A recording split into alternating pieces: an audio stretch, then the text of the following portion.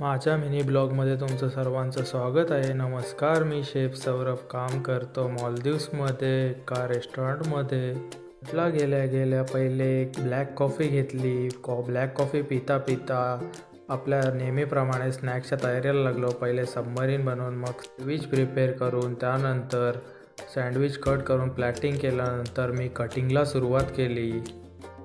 Cutting झाल्यानंतर शोरमाच्या प्रिपरेशनची तयारी केली. शोरमा बनवत असताना मी पहिले शोरमा रॅप घेऊन त्याला सॉस लावला. त्यानंतर मग चिकनची फिलिंग केली. त्यानंतर व्हेजिटेबल टाकून मग रॅप्स रोल करायला घेतले.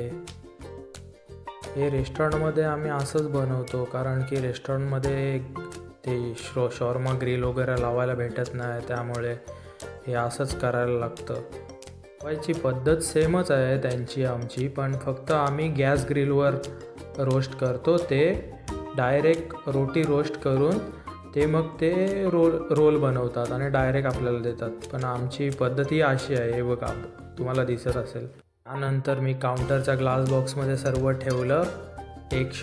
त्याचा एक शूट घेतलं. त्यानंतर मग परत एक ऑर्डर आली, सबमरीनची ऑर्डर आली. ती बनवताना मी सबमरीन बनवल्यानंतर मी ती बेक करण्यासाठी ओव्हनमध्ये ठेवतो. त्यानंतर मग फ्रेंच फ्राईज फ्राय करण्यासाठी टाकतो, कारण आम्ही सर्व ऑर्डर मीलमध्ये देतो. ती मग सबमरीन पॅक करून देतो डिलेवरी बॉयकडे. त्यानंतर मग क्लब सँडविच बनवायची तयारी करतो. दोन क्लब सँडविच ऑर्डर येतात. ती बनवताना मी पहिले क्लब सँडविच आणि चिकन सँडविचमध्ये डिफरन्स असा आहे की क्लब सँडविच 4 लेअरचा असतो आणि चिकन सँडविच 3 लेअरचा असतो.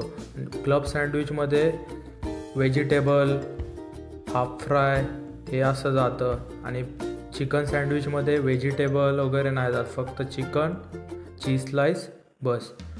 पण क्लब सँडविचमध्ये एवढं सर्व जातं.